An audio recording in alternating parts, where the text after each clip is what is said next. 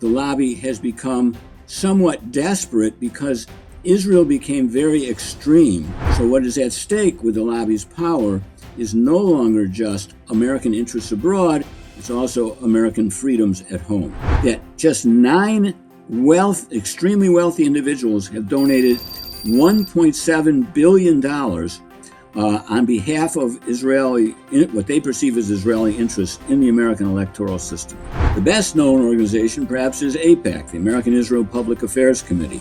Since the Gaza disaster, AIPAC has found itself on its back foot. AIPAC spent over $2 million in a few weeks. And I take, for example, the gun lobby, the National Rifle Association, which is also often compared to Israel as one of the 2 most powerful lobbies in domestic policy. AIPAC has that, or the Israel lobby has that status in foreign policy. Hello and welcome to Think Talk, a place where I meet scientists, historians and scholars to discuss and dissect the ideas that have shaped the world in the past and that will determine its future.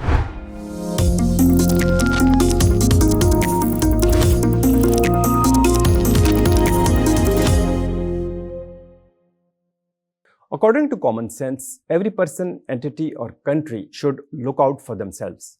This is the unwritten law of self-interest. But this book claims that there is one country in the world, the mightiest of them all, that for the past 80 years, president after president, from Truman to Trump, has been acting against its own national interest. I'm very fortunate to have Ian Lustick, the co-author of Israel Lobby, with me today to discuss how this happened and why it's still happening. Professor Lustick, thank you for joining me. For viewers who haven't read your book, what's the central claim of Israel's lobby? And when you say a lobby has shaped US foreign policy, what precisely do you mean by it? And what do you not mean? Well, first of all, we're talking about Israel's lobby. We're not talking about a Jewish lobby. So let's be clear that we're not talking about Jews in America. We're talking about a set of organizations, a very large group of organizations that act primarily and very explicitly to promote the interests of another country 6,000 miles away, that is Israel. It's not a Jewish lobby, though very large percentage of these people in the lobby are Jewish, but not. You can no longer say that a majority of American Jews even supports what the lobby is doing. So what we're arguing very simply is that 2 things. One is this lobby not only distorts American foreign policy and prevents the United States from pursuing its national interests abroad, and that this has been true for many decades, but that now the lobby has become somewhat desperate because Israel became very extreme, and because it became so extreme in its policies, the lobby can no longer defend those policies publicly. Therefore, it resorts to trying to suppress debate in the United States using the accusation that critics of Israel are anti-Semites. This constitutes, according to our book, an attack on American freedoms. So what is at stake with the lobby's power is no longer just American interests abroad, it's also American freedoms at home. Okay, as you start your book with Harry Truman in 1948, recognizing Israel against the unanimous advice of George Marshall and the entire foreign policy establishment of United States. Walk us through what happened in those days in 1948. Well, this was May 12th, 1948. The United States, the Truman administration, had a great deal of difficulty deciding what to do about the Zionist ambition to have a Jewish state in Palestine. In 1947, the United States not only voted for partition, which would divide Palestine into 2 states, an Arab state and a Jewish state, but worked very hard to mobilize the votes necessary in the General Assembly. But there were very strong elements in the American government, as you mentioned. There's the national security and foreign policy advisors who worried that this process would bring war to the Middle East and endanger American interests because it would create opportunities for Soviet and communist penetration and perhaps even interfere with the mobilization of American forces should it be necessary to fight yet another war in Europe with the Soviet Union. As time went on, through the civil war that broke out in Palestine right after the UN resolution in November 1947, fears grew of enormous amounts of violence, that this would not be able to be implemented peacefully, and it would require perhaps 100,000 American troops to implement it peacefully. This is because the British decided that they were going to withdraw, turn the problem over to the UN. Nobody believed that the United States had or wanted to commit 100,000 troops.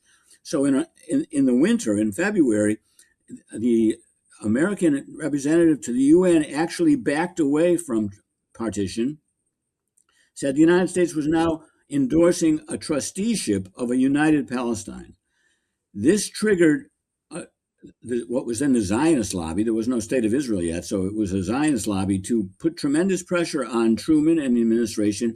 Truman reversed that statement, but it was a signal that his administration was divided, with the experts in foreign policy and national security oriented against it.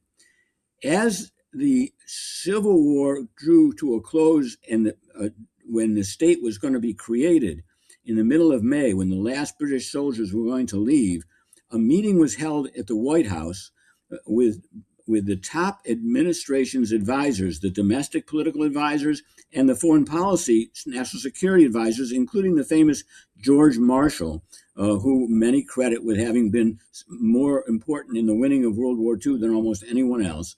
Truman idolized Marshall, but in this dramatic meeting, he ended up taking the advice of his domestic political advisor, Clark Clifford, that he might lose the election if he alienated the Zionist lobby and those voters who were following its lead. He therefore, very embarrassingly, said, I agree with General Marshall, but I'm going to wait.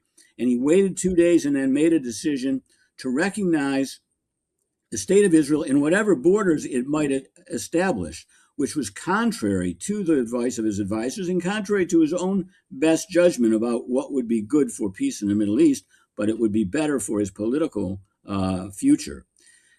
So that's an example, but we show in the book that presidents such as Carter, such as Ford, such as Obama, all made decisions to cancel plans they had to bring peace to the Middle East, often in cooperation with the Soviet Union and based on a Palestinian homeland or state, because their domestic political advisors did what Truman did with Truman, what Clifford did with Truman, and convince him that although it might be better for U.S. national interests, it was very dangerous politically for the president to move forward. In all those cases I mentioned, the presidents, in the Ford and Carter cases, promised that although they had to draw back from their plans to impose a peace settlement because of domestic political pressure, now they would, when reelected, or in Ford's case, when elected, come back and pursue it again.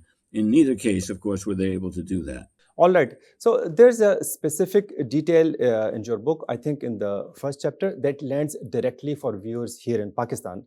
Among the secrets that the convicted spy Jonathan Pollard stole from America for Israel, there was some satellite imagery of Pakistan's nuclear sites, some of which you note in your book that was reportedly passed on to Soviet Union.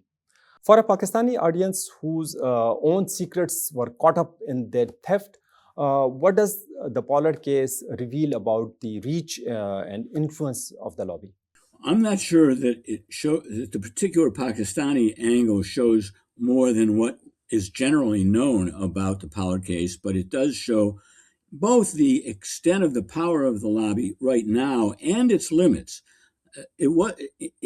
Pollard was in prison for many, many years. President after president refused to bend to the demands of the lobby and of Israel to free him. That was because the intelligence community and the Defense Department community was so outraged by the seriousness of the crimes that Pollard had committed, turning over not only the information you described, but information to the Israelis that was then turned over to the Soviet Union that compromised American national security in very deep ways. President after president resisted the demands that Pollard be released. When he finally was released after essentially serving his sentence, he still was not required not allowed to leave the country. That's when he was, in a sense, partially commuted by President Trump, that was one of the many favors President Trump did for the right-wing government in Israel, partly to pay back these enormous the donors that had given him more money than any other donors, Sheldon Adelson, for example, and we talk about that in the book. So what you see is when you have a transactional president, how important this new element is, which is the lobby relying not on public arguments, but on immense amounts of money. Now, part of the reason for that, and there are two reasons for why that has occurred, actually three. One I mentioned already is that the lobby can no longer rely on arguments in public to defend Israeli policies. Another is a vast inequality has occurred. We have a new class of billionaires and almost trillionaires in the United States, and they are available to whatever whims they have or causes they are attached to, and there are many of them who we have identified who are attached to the Israel lobby. They are in a position to wield enormous power. They weren't in quite that position until 2012, when the Supreme Court made decisions in the United States that stopped laws that had prevented massive donations from these wealthy people directly into political campaigns. Now there are ways for these extremely wealthy people to pump virtually unlimited amounts of money into election campaigns, sometimes indirectly, sometimes directly. But we estimate that in the last, since the Citizens United decision, that just 9 extremely wealthy individuals have donated $1.7 billion on behalf of what they perceive as Israeli interests in the American electoral system. Okay, let's define our terms. What does the lobby actually consist of? Are there any organizations, pressure groups, wealthy donors? When we say Israel's lobby, what precisely do we mean? Well, again, we're not talking about an ethnic group as the lobby. The lobby is a panoply, a very large network of organizations. The best known organization, perhaps, is AIPAC, the American Israel Public Affairs Committee, which has traditionally grew out of an Israeli initiative in the 1950s, but has become the most powerful foreign policy lobby in American history, without question. But it's only one of numerous organizations that identify themselves publicly as either primarily or heavily committed to advancing and promoting Israel's interests. They include, the United Democracy Project, which is a front organization for AIPAC and delivers its financial support now in large measure to candidates. Organizations like Tikva, Friends of the IDF, of the Israel Defense Forces, the Zionist Organization of America, Beitar, the Deborah Project, Americans for a Safe Israel, Hillel, Amcha, Stand With Us, so many organizations. There's one estimate that in recent years, as the lobby has depended more and more on accusations of anti-Semitism to suppress debate, that 160 organizations now exist in the United States to combat the threat of anti-Semitism. Now, there is a threat of anti-Semitism. There's no question about it. And it's aggravated by the behavior of the state of Israel, which declares that it's behaving on behalf of the Jewish people. That is partly what produces anti-Semitic sentiments in the United States, and which encourages latent anti-Semites to express their crazy, bigoted views.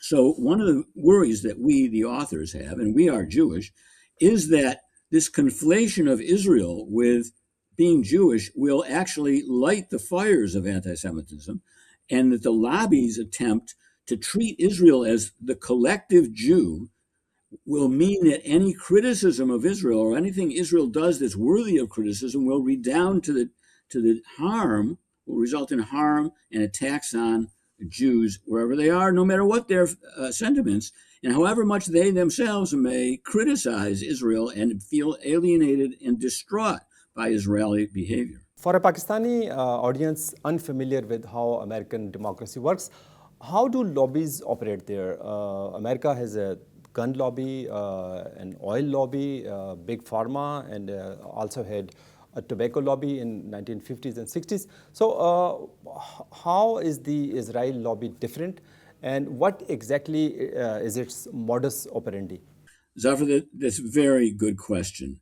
And we have to go back to understand that question for Pakistani viewers to a little bit of lesson on American democracy and to a warning that our first president, George Washington, in the 1790s gave to the country. When the founders of America got together, they found they really couldn't agree on a lot, except that the country should be free from Britain and that individuals should be free to do what they wanted as much as possible. Therefore, what they said was, let's agree that every interest in the country, every selfish interest in the country, every partisan faction should be free to advance its interests energetically and to pursue them. It figured that the idea was that every interest that got mobilized, every faction that fought for what it wanted, would generate opposition from another faction opposed to it.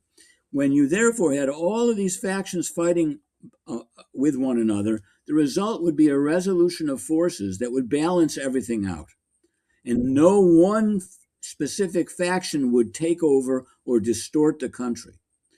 Washington argued that this would work, but it would not work in foreign policy because he said if there is a group in America with what he called a passionate attachment to a foreign country, that group would mobilize and push American policy in the direction of that country, and there would be no natural opposition from another faction because Americans just wouldn't care that much about foreign policy. Washington warned that that would distort American foreign policy, damage our interests, and entangle us in foreign wars where we had no business being involved. He therefore said politics should stop at the water's edge. Americans should be allergic to foreign intervention anyway, but should definitely not argue about foreign policy because that would happen. Now, there was no legal ban on a foreign policy lobby, and so it developed as a result of there being in the United States groups, both Christian and Jewish, with passionate attachments to the idea of a Jewish state in Palestine. And that is what produced a lobby that has no natural counterbalance in the United States.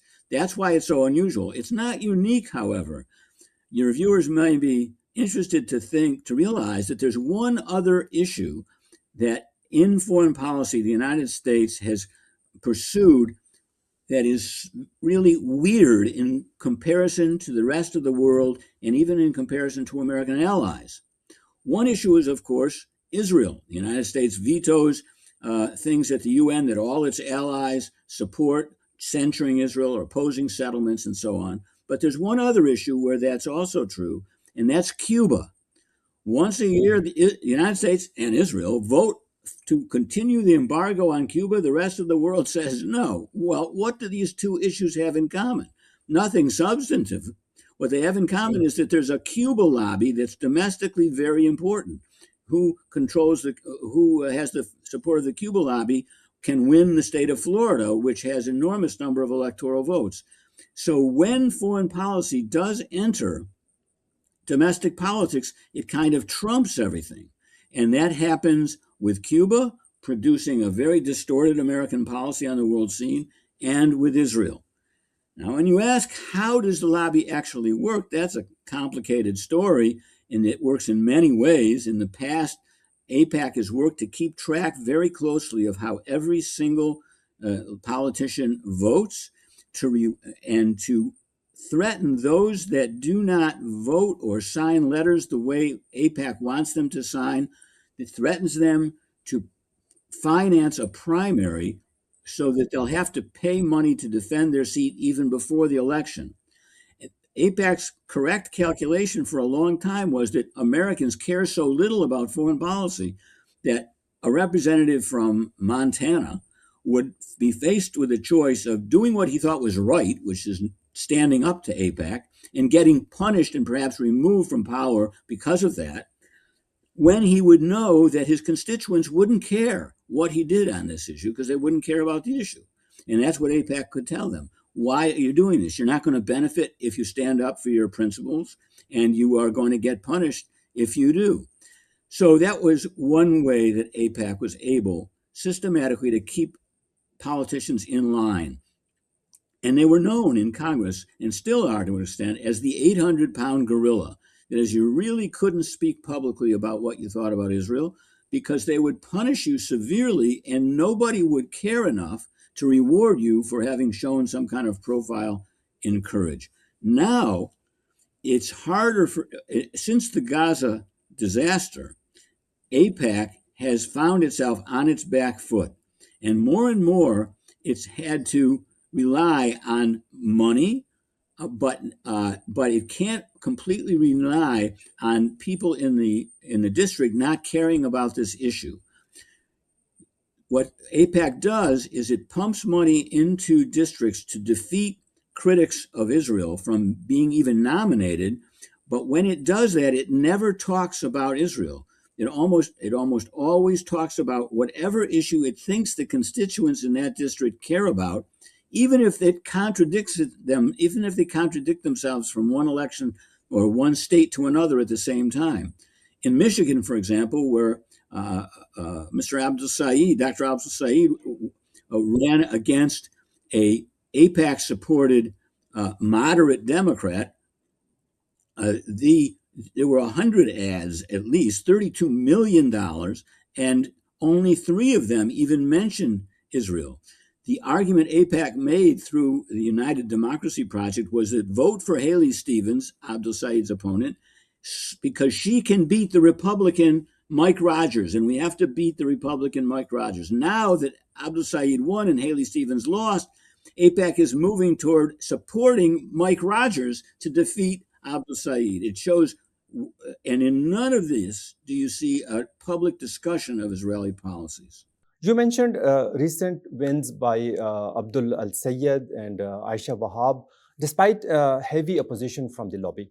And polls show us that a majority of Americans now believe they see Israel as unfavorably.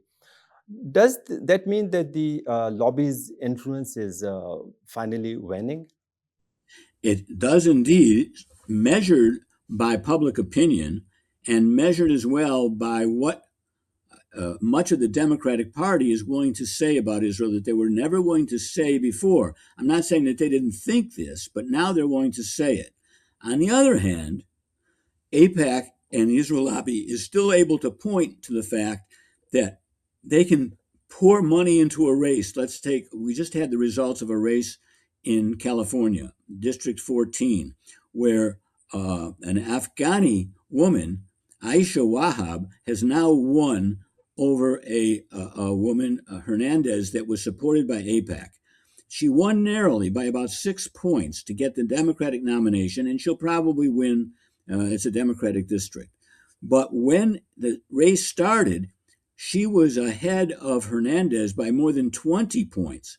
AIPAC spent over $2 million in a few weeks and is bragging that it was able to close that 20-point gap and almost completely and almost win. If it had only spent a little more money or had a little more time, it's claiming it would have won. So from the point of view of AIPAC, the fact that it did the same thing in Michigan, where according to polls, Abdul Saeed was supposed to have won by much, much more than the very narrow victory that he had, AIPAC again claimed credit for that.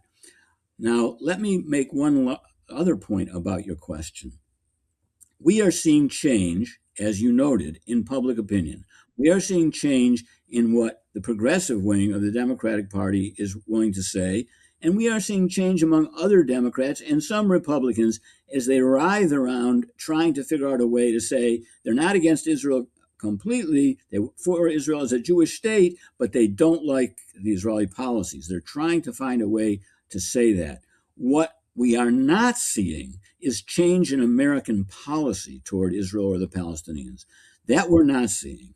Now, that's not that unusual in the United States. There's usually is a lag between change in public opinion and the demands made on the system and change in policy. And I take, for example, the gun lobby, the National Rifle Association, which is also often compared to Israel as one of the two most powerful lobbies in domestic policy. AIPAC has that, or the Israel lobby has that status in foreign policy. Look, if you look at what the NRA, what the gun lobby demands, it wants things that most Americans don't want. They don't want, polls show over and over again, the American people want control of assault weapons. They don't want all the guns unlocked and everybody in the United States has a murderous weapon. They want gun control laws, but they don't get those laws. Why? Not because the NRA is arguing publicly and winning arguments about how good assault weapons are, but because they have so many politicians by the throat, politically and financially, and they threaten them effectively. It's going to take time before the gun laws will be changed in line with what the people want. And the same thing is true about change in public opinion.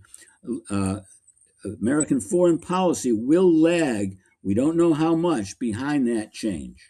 And thank you so much for your time. I know that you are extremely busy these days. I hope that our audience takes a great deal from this conversation.